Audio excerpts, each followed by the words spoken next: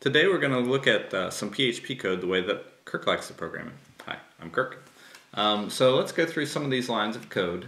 You can see that I have an HTML5 document here, and I'm going to just jump straight down here to this TinyMCE.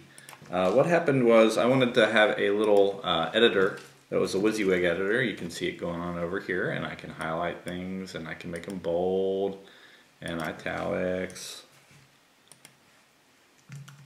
But I didn't want to write all the code for that.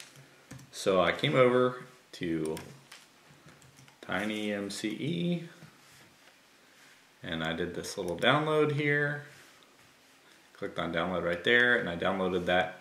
And then I went to documentation and installation and I grabbed the code right there to put in here.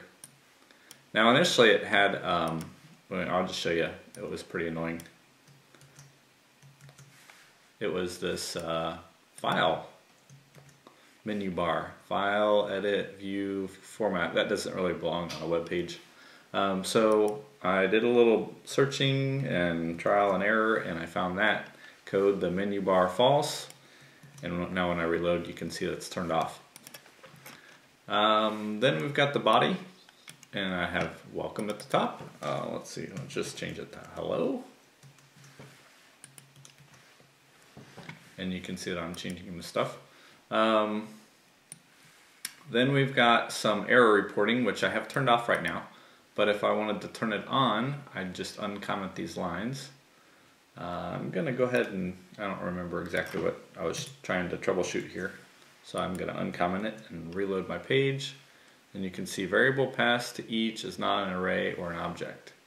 So I was getting some kind of error, but I don't care about that now, so I'm going to take that back off, and there we go.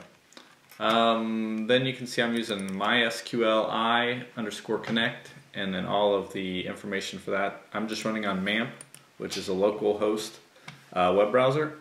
So you can see my password, it's root, that's okay. But if I was doing this on a real web server, you would be able to see the password. And then this link makes my connection to the database, and I like to grab this little thing here called known timestamp. Oh, I should go up one. Var dump. Var dump shows me all of the objects in the array, and I don't have too many passed right now, but I was using that for some troubleshooting earlier. I'm cheating right here because I've completed a program and you're not watching me as I fuddle through it. Because typically what happens is I try to add something new and it gives me an error on the screen or it doesn't work exactly the way I want, and then I work hard at troubleshooting that error, and I put in code like this. I might also put in code like this, AAA, and then I reload the page and I can see AAA. And so say I was getting an error or the page was bombing out before I got to that. And I was like, oh, what happened? Where's my AAA? And why isn't the other part working? Well, AAA almost always works, right? So if I put that in there, now I see that on the screen, but it's still stopping. Well, now I have an idea where the problem is, and the problem is on my exit. You'll see that I do this again a little bit later, right down here. I do this all the time. All the time. I echo what I think I'm trying to see and then fill in the information with what is actually being shown. And you can see that I don't have a title and I don't have a body copy and I don't have a name and I don't have that stuff. And we'll come back to that. So for now I'm going to do this little trick where I copy this. I'm in Text Wrangler, by the way. And I hold my option key down and I drag down and then I paste, and it does a column mode paste. Pretty cool, huh? Alright, let's move back up here to known timestamp. Known timestamp is just a PHP variable that I'm using to set this date. And I'm doing that because I'm going to use it later. And I'm going to use it in this format: year, month, day, hours, minutes, seconds. And I do that because I might want to use it over and over again if I'm inserting a whole bunch of records. In this particular case I'm only doing one, so it's not really necessary, but I still like to do it anyway. Then I have this start over variable set. That's called instantiating the variable, or setting it or resetting it. People will say any of those things. I could put start over there and run this page, and I just dropped my whole table and I just created the table again. So now I have no records in it. Got to be careful with those kind of commands. So that start over is this whole section down here, and you can see that I've got the command to delete a table or drop it, and that's just comments. And I'm going to call this table project_2. The command is drop table and the table name, so it actually would say drop table project 2 in there. And then this says do it, and if it does it successfully, then it says dropped successfully, and if it doesn't, then it says an error and it tells me what the message was. Then I want to turn right around and create the table, and this is the code to do that. So right here, this is in MySQL, which you do need a key on that, and I've got it set to auto increment. And then I'm going to create these fields: time created, title, body copy, image, and then I'm going to say that the primary key is the key field. Now I've seen before where they have tick marks all over the place. That's the little character right next to the number 1 on your keyboard. I found out that it's really only necessary when you reference key. Now I've left it in here, but let's do a little fun. We'll take it out of time created. I'm going to save that, and I'm going to rerun it after I turn start over back on, and see, it worked fine. So you really only need those around the key.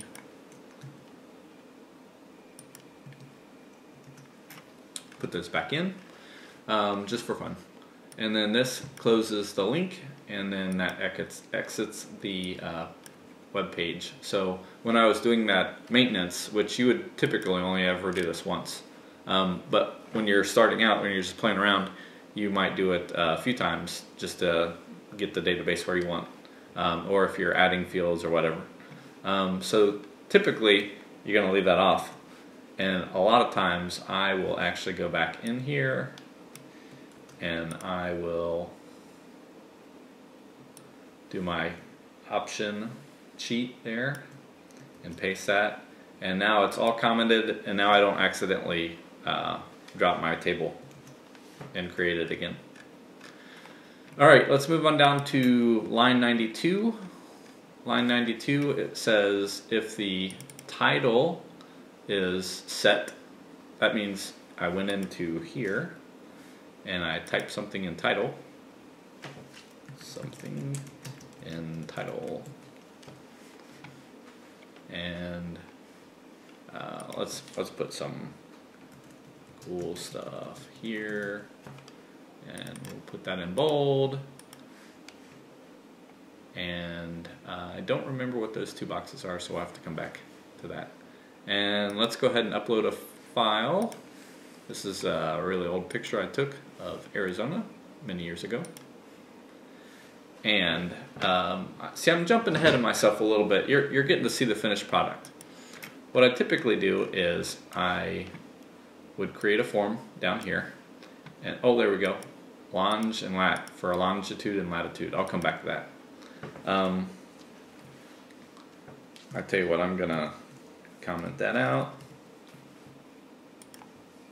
This is an HTML comment. I usually don't do HTML comments. I usually do PHP comments, because HTML comments you can still see on the page, but PHP comments you cannot when you view source. So I opened PHP, I closed PHP, and I just put a comment out there, right there, those 2. So I'm going to go ahead and save that, and that will get rid of the 2 little boxes that I didn't know what they were. So typically I would come down here and I would do an input box for the title, and then you can do a label up there, so you can do some CSS a little bit later. And then I would say, okay, on the title, then I want to, when I hit this go button, I want to come back up and reload the page, which is this form action right here. It's just recalling the same page. And it's going to loop through the page right here, and it's going to go down, it's going to hit the hello, it's going to connect to the database, and it's going to get to this point, and it says if the title is set, so if there's anything in this title, then it's going to do all of this stuff inside here. And you can see I've got some stuff commented out below. Let's talk about this. So the title, I'm doing a string I replace. That's a case insensitive replace, where I'm going to replace the word darn with star star star star. So let's do darn it all, because we want to be nice to people. We don't want to put mean things on the screen. I know darn is pretty harsh, isn't it? Harsh. Let's just do that. Harsh, isn't it? And let's go ahead and do a numbered list. Item 1, second thing, third, and so on. Done. No image on this one.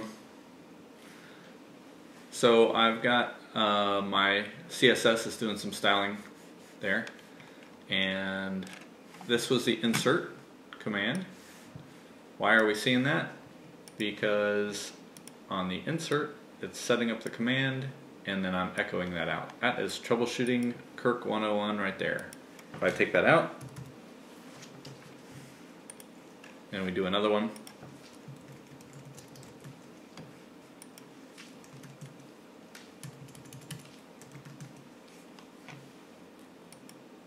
now we don't see that stuff. So I put that in there while I'm working on it, but once I get it working, then I turn it off. But I typically will leave that line of code in there because it's nice while you're troubleshooting. So let's take a peek at that. Pre and turn the pre off means use the spacing basically that you would see set up in the document. So let's do one more. One more. And you can see my spaces over here and over here, and that just helps me to troubleshoot, see things how they're lined up a little bit more. Now this is kind of funny because it's actual HTML inside there, and that's why we're seeing it spaced out like that. So, oh, we were talking about darn before. Oh, there it is, star star star. So it actually saved in the database. What did it save? It saved star star star star instead of darn. But we could have displayed one thing on the page and saved another. In this particular case I chose to save the stars instead of the darn. So let's go back to, we already looked at the insert. This is what runs it to put it in the database. Here's some code to update, potentially update. And I'm not using this right now, but you can see I'm doing a select from the database where the key equals whatever I was passing, and then this would do an update if something changed. I don't think I have the code in there to see if something changed or not. Nope, I do not. Okay, there was one more thing. We talked about files, or uploading a file. This is the code to do that. The base name, this looks to see if there's a file that's been uploaded. If it does, this sets the variable of image file name to year, month, day, dash, hour, minutes, seconds, dash, and this is the name of the image that I uploaded, and that's what it's going to save. It doesn't save it in the database. It's going to save that name in the database. So I called it dash image img underscore 27.jpg. So let's take a peek at and see where that went. It's in my MAMP folder, and then I've got an htdocs and a CMS, or was it in images? Must have been in CMS. And there's image, and there it is right there. I'm going to go ahead and open that up, and you can see image was right there. And it was as of 8:14 this morning, which it's 8:21, so that was a few minutes ago, and this apparently is a long video. So this next part, if move uploaded files is doesn't exist, then it's going to create. Actually, this command right here will create the file. It'll actually, that's what does the copy. It takes it in memory and it pops it right in that img folder. And if it doesn't work, then it does an error. So that's the secret code for that. Otherwise, I set the image file name to blank. And then here, I'm setting the title. We already looked at that. The body copy. Here I did a little trick called trim. So if the body copy has, and I call it copy right there, this, and if I did that with a bunch of spaces afterwards, and go, it actually trims all those spaces off. Pretty cool. Let's keep on moving through. This says that looks to see if the display key is set, and if it's not, then it sets that variable to nothing. Otherwise, it sets it to what I was just passing.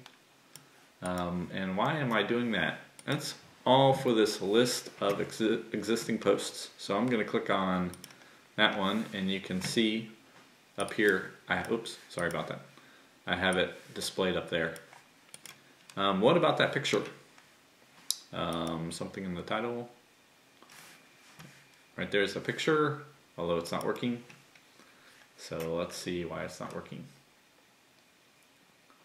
Oh, I know. I bet. We'll actually have to do some troubleshooting here. Okay, so create a new post. This is the beginning of the form. It's a multi-part form so that we can do those file uploads with the pictures. This sets the title, or the label for the title, and the actual field for the title, label for the body copy. I had a little trouble with this box right here extending all the way to the end, and I went over to my CSS, which is somewhere around here. htdocs, CSS main. I put this little text area thing in the CSS, and it didn't work, and I scratched my head for a little bit, and I wondered why, and then I did an inspect element, and I could see somewhere there's the iframe. iframe border width equals 100%. So that was extending it over, and it was really bugging me. So I could try to tweak that, but that's that TinyMCE thing that I was using, and I thought, you know what, it's just gonna be easier to do it this way. So I wrapped that text area around this div, and voila, it works the way I want. Then I got a space for the photo. Whenever you do this file type of, or input type of file, I called this one photo, and you can see that's a little button right there, and that does the cool stuff where, let me close that, where you can click on file, and then it opens this little file browser on your machine, and then you can find your file. Pretty sweet. Let's see, so we got the select. This is looking for every item in project 2 where the title's not blank, and it's listing it by time created so that it's chronological. And this is creating an unnumbered list. This right here above it says you actually got to do that. This loops through all of the results that I found. So 1, 2, 3, 4, 5 things now. And then this creates a link to the same page, and it's going to run a variable called DisplayKey, and it's going to grab the key, which is 1, 2, 3, 4, 5, 6 auto incrementing, and it's going to actually display the title out there. And then I close the unnumbered list, and then here is some fun script that came with my HTML5 boilerplate CSS, and I'm not going to mess with that. It just includes those plugins. So let's do a little bit of troubleshooting, and then we'll call it a day. I'm going to look at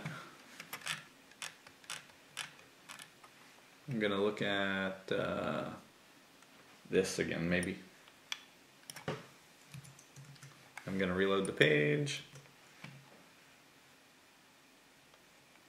Undefined index. Tell you what. I'm going to cheat. I'm going to copy that. Where are we listing it?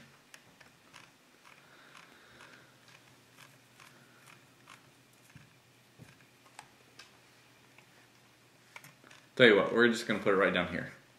We're going to put that right in the title. And we'll do that. And we're going to look for whatever the field name was, which I don't remember. Image, or how original.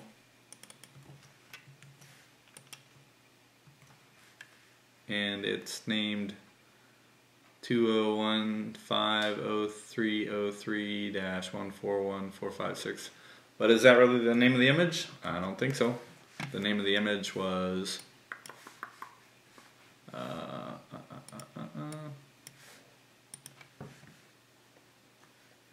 it was in there. It was in there. It was actually image. So I goofed up when I was doing my insert, where I was saving the image file name, but not actually changing it over there. So let's do one more. We'll give it a shot, and we'll not do this little fancy thing that I was about to do. We'll comment that out. I did the date thing so that I could make sure I had a unique image, but it's not really necessary in this particular instance. So, picture here, and let's just grab that same picture again.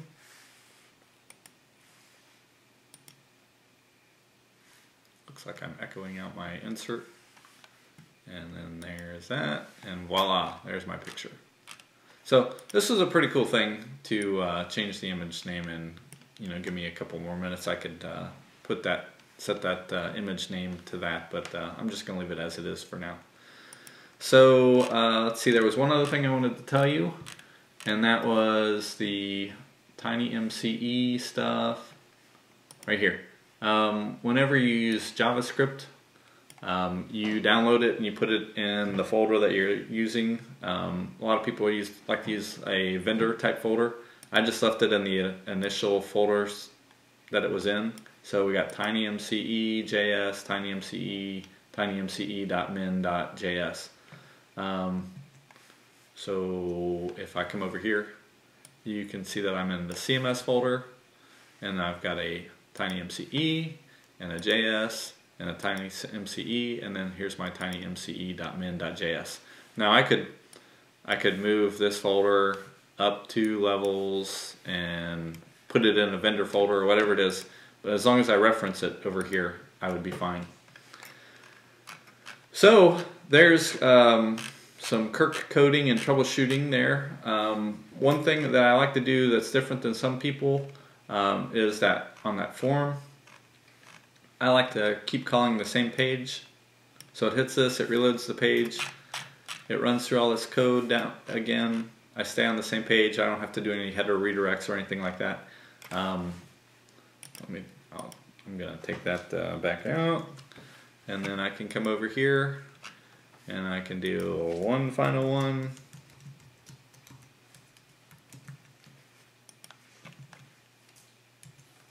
Ta-da. And there's the one final one. And there you go. PHP with Kirk. Hope you like it. And talk to you later.